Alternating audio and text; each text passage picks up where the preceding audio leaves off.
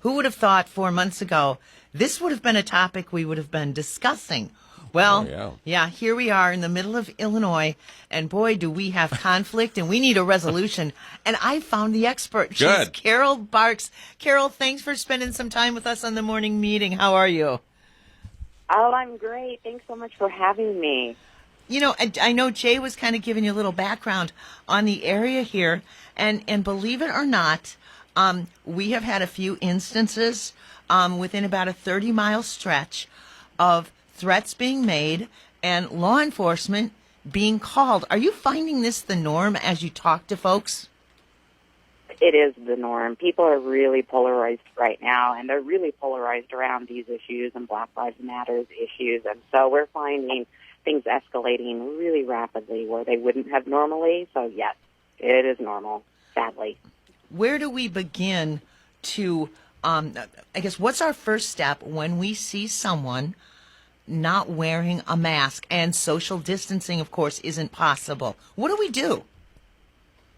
So I think the first thing you want to consider is, are we ever going to see these people again? So if it's a one and done and you can go down a different aisle or you can just wait for that person to pass, that might be the easiest thing to do than to have a confrontation because we don't know how people are going to react.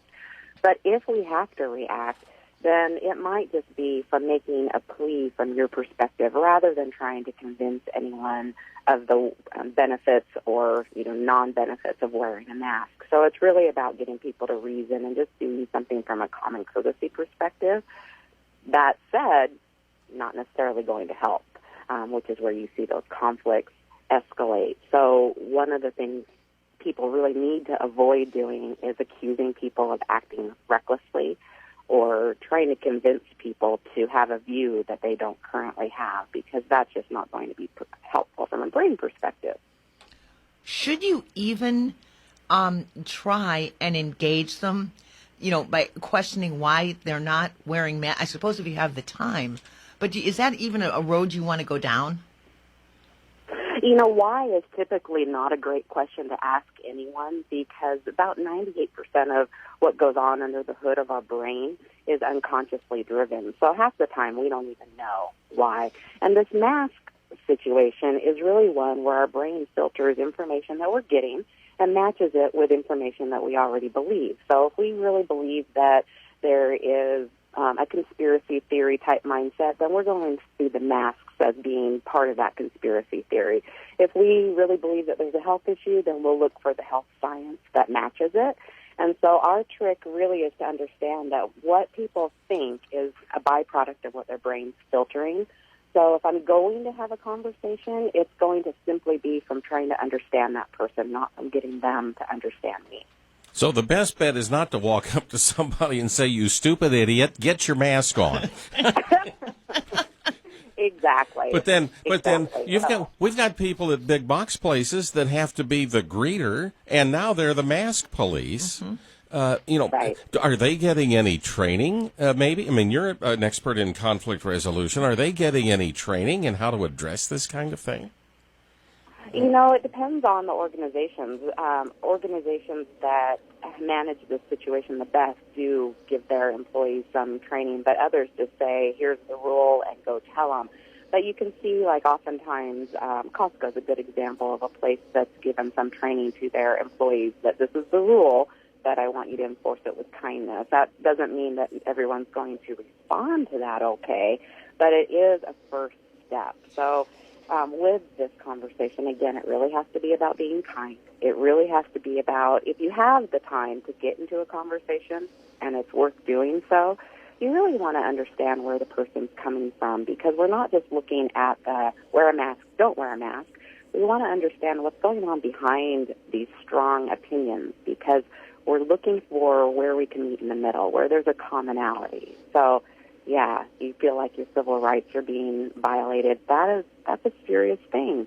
That's a serious thing, and very, very scary. But could we put that aside for a minute just for the health risk, just for the courtesy of trying to make sure we're safe?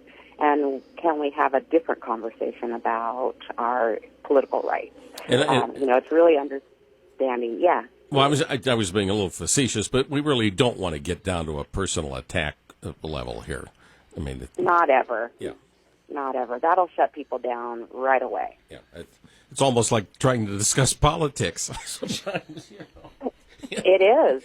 And, for a lot of people, they see the conversation as the same conversation. And so understanding where they're coming from can help us come up with kinder things to say. And really, if I can make it about me, where I get you have your political issues, and I get that I have mine, and they may or may not match, but would you mind just as a kindness to me wearing a mask at this moment in time? One, because we have to, and two, because we want to try to get past this. So what's the worst that could really happen in this moment of time? That can also help people maybe take a breath. And I did talk to somebody, it was a couple of weeks ago, and they were quite upset when they went to a local store, a local downtown retail here, a small place. And thank God we got independent retailers that are still in business. But they were very upset that they weren't allowed into the store because they didn't have a mask on, nor did they have one with them. And they said something to me about, I told the guy, I said, well, obviously you don't want my business, and I'm not going to go back. And I said, well, in this situation we're in right now, and correct me if I'm wrong, but really the business owner has the right to say, if you want to come into my store, I need you to do this, which is to protect everybody. Yeah. Yeah, and so you might want to handle that conversation as asking them questions. So instead of, your response was going, well, explaining why it was a necessary thing. Another response might be, what did you expect to have happen when we have this mandate? And why do you think that it's worth losing business over? And what did you think was going to happen? What would you like to have happen differently? And what's really troubling you about this? And maybe we can start unpacking that person's conversation a little differently to where they can reach the same conclusion that you might be at, but they get to it in a way that makes sense to them. Carol, do you handle if you run into a situation? I've noticed this in some of the stores. I think it might be getting a little bit better, but in some of the stores they have all the signage: masks must be worn, yada yada, and inevitably I see someone without a mask. Is it all right for me to go to a manager, or possibly a store owner and express my concern because I've been tempted to go, wait a minute, why did you put that sign up if you're not going to enforce it? I guess the answer would be, I just don't go back. Right. Yeah, and that might be a solution, is that you just don't go to that store until their policies change. I know my son works at a place that has those signs up, and he oftentimes says that his management tells him not to enforce the sign because they don't want to have a confrontation. So they're making an approach to do that. So I think it does help to give management a little bit of feedback that this does make a difference to you. And then I think it is also a good choice to know that you have choices to make. Maybe I'm not going to stop going to this business forever, but maybe for right now I'm going to make different choices so that I feel safer. So you certainly can do those types of things, but always from a place of, here's your policy, I notice this is happening, and so here's the choice I'm making, just so that you can make different management choices.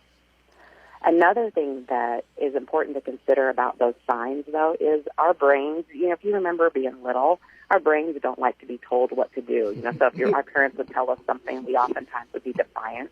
We do it as adults, too. So when we tell people what to do and we take away their choices, we oftentimes shut people down. So if we can give them choices in some way, then that can make this an easier process as well. You mentioned that enforcement can actually be tricky, and some employers don't want to put their employees in a position. Is that simply because fear of the unknown, or are there some legal ramifications as well? I don't know that there's a whole lot of legal ramifications, but that would be out of my lane to talk about. But most people are conflict avoidant, so they'd rather not enter into conversations that can be difficult. And it's not necessarily because they don't want to, but because it's uncomfortable and we don't know how to. So again, and if we're going to enter into a conversation, making it from a question perspective rather than a demand perspective will have much better results from people. Carol Parks is with us. She's a trained mediator, conflict resolution expert. And Carol, has social media caused us in general as a society to sort of lose some of our social skills in a face-to-face situation? Because we all know people can usually put things on some social media or even in an email entry and, kind of say things they probably wouldn't say if they're face-to-face with that person. Are we, I don't know, turning into communication bandits or something here? Yeah, social media is tricky, as is all the news that's out there. So we could watch news topics about masks 24/7. If we wanted to really we could just read and read and read. And the problem is that gets our brain in this fight or flight mode. And so you'll find that people are either shutting down and staying at home, or they're wanting to fight about what our rights and options are. And that is just a brain response to being stressed. So our brains don't like the unknown. So when we have uncertainty, that really puts us on edge, and we have a lot of uncertainty. We have a lot of lack of control and a lot of new processes, and that just is the perfect petri dish for conflict in there. And so then you put it on social media, and it's really people's expression and way of venting. So mostly those social media posts are monologues, not dialogue. So we're getting people that like our posts and respond, that agree with us, and then people are not answering us who don't agree with us. So it's not really a successful way, but it is a good way to get people ramped up for sure. Oh, I like that monologue dialogue correlation. That's good. I'm gonna borrow that if I may. 'Cause Help yourself. That's a good one. And then thank heaven that we've got Zoom and some of these other tools, because even in the workplace this situation has changed. I mean, you can sit in your office and maybe you're working solo, and then somebody pops in the office. Maybe they need to talk to you for a few minutes. Well, then you dig around and get your mask on, or maybe we all get called to the conference room for a meeting. But even in the building, sometimes everybody does it on Zoom, and you just stay in your office. Yeah, and that's what you're talking about, is the beauty in getting through this chapter is options. So if you can give people options, it can make us all feel so much better. So you don't want to wear a mask? Okay, if you want to be by me, you need to wear a mask. So if we have to have a conversation, then we'll Zoom, or we'll email, or we'll get on the phone, but we're not going to be face-to-face. So which one's best for you? So giving people back the ability to have some control over how they manage the masks can also be helpful. So maybe you have to wear it in a store. It's just the law now. But maybe you can do curbside pickup, or you can do delivery, so you don't have to worry about the mask. So putting control back in where you can grab it can also be helpful for your brain to not feel so aggravated by this whole system. Carol, I have a question about mask management. Okay, I've just made up that word, but that phrase. but okay, now bless their hearts, you have some people, they've got the mask, they're wearing it, but they're wearing it improperly. Their nose is sticking out, or it's above their lips. I'm short of, trying not to laugh. My favorite is when they wear it around their chin. I'm not sure what they're protecting, but I've seen it. Maybe it's Illinois. I'm not sure. Okay, but this is what happens here. Is it okay to maybe gently, correct them, suggest they're goofy, they don't know what they're doing? What do you say?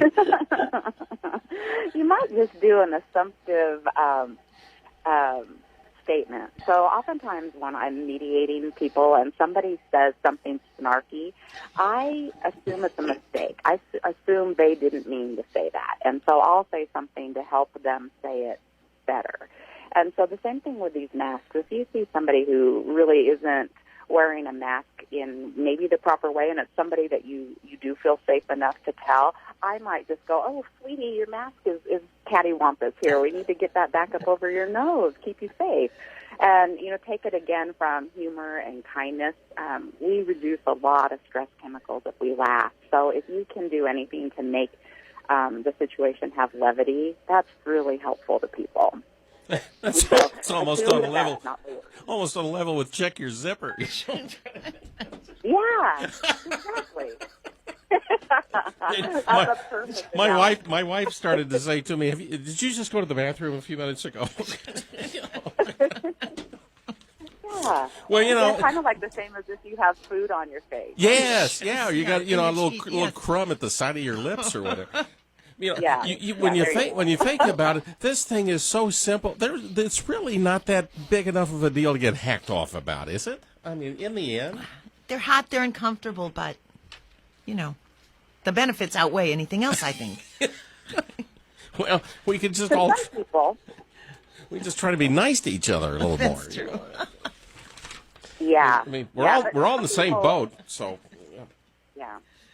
Yeah, but some people are still hanging on to the information that came out at the beginning of our COVID virus journey, which really was conflicting information about mask safety.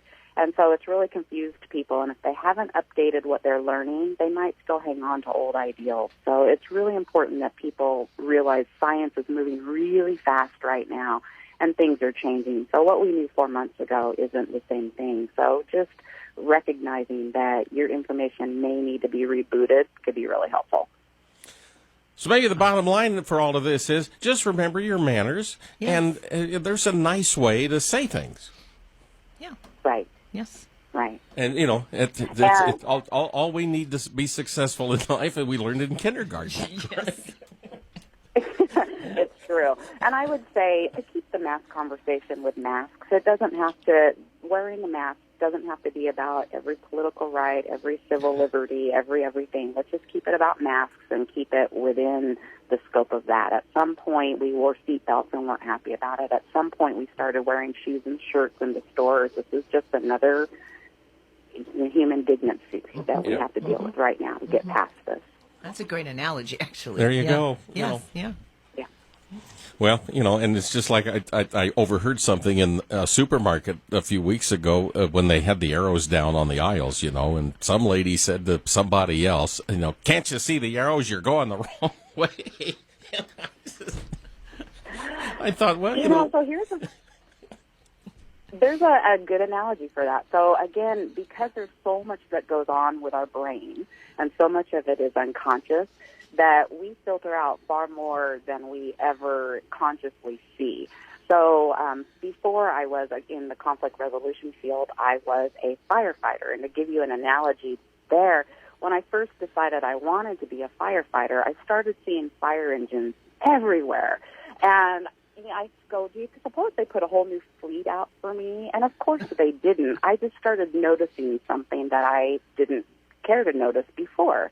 And so I was queuing in on it. Same thing with those signs on the floor. We've never needed to look for signs on the floor. So if you have largely been home and now you go back out and there's a new sign, our brains don't see them because they're not looking for them. So realizing that it's not always somebody trying to be adversarial. It's just that we do things in the same way we always did things. So we miss stuff. Yeah, we go out and forget our mask. Yeah, it's not normal. Early on, I didn't notice those arrows at the grocery store because honestly, I wanted to go down that aisle because I needed a box of saltine crackers. And I'm looking at the shelves. I'm not looking at the floor. Yeah, and you're looking at it the same way you've always looked at it. Sure, yeah. Yeah. But, it's probably not a good idea to walk up to somebody who's not wearing a mask and say, "You must be a Trumper. You don't have your mask on." That's just, Indeed. we don't want to start name calling. No, just be nice. That's really... Well, this has been some good advice. Yes, thank you, Carol. Anything else you want to share with us before we wrap it up here? I just want to encourage people to be careful about how much of the information they're bringing in about the virus and what's going on. I would encourage people to read their news, listen to their news more than just watching it, because our brains don't know the difference between what we're observing and what we're experiencing. So giving yourself a brain break from all of the information can be really helpful to give you a little room to breathe and a little room to maybe not be as reactionary as you might notice that you're becoming. Our brains are pretty stressed right now, so just taking a step back can also be the thing that makes it better. Okay, Carol Barks, thank you. Conflict resolution expert, mediator, and national speaker. Well, best to you. Jay and I will mask up and wrap up the rest of the program here. We appreciate your time. Wonderful. Thank you so much for having me again, and have a great weekend. You too. Thank you. Be safe. All right. Carol Barks with us. She's got a book out, by the way, titled Success Breakthroughs Leading Entrepreneurs and Professionals, Leading Entrepreneurs and Professionals Reveal Their Secrets for Breaking Through to Success. And she is a conflict resolution expert and a former firefighter. Wow. And, I'm amazed at folks who are skilled in mediation and, are the one in the middle of, say, a strike when negotiations are going on because, they've got to either listen to this side and then communicate that side's position to the other side, in a measured manner. And then, you got to take the response back and, maybe the response wasn't quite as pleasant as it could be, but then they can go back and create at least the communication that is healthy. What a great skill. Yeah. Bottom line is, wear your mask. Wear the mask. Yeah. 9:39. It's the morning meeting on WCMY. Come see the difference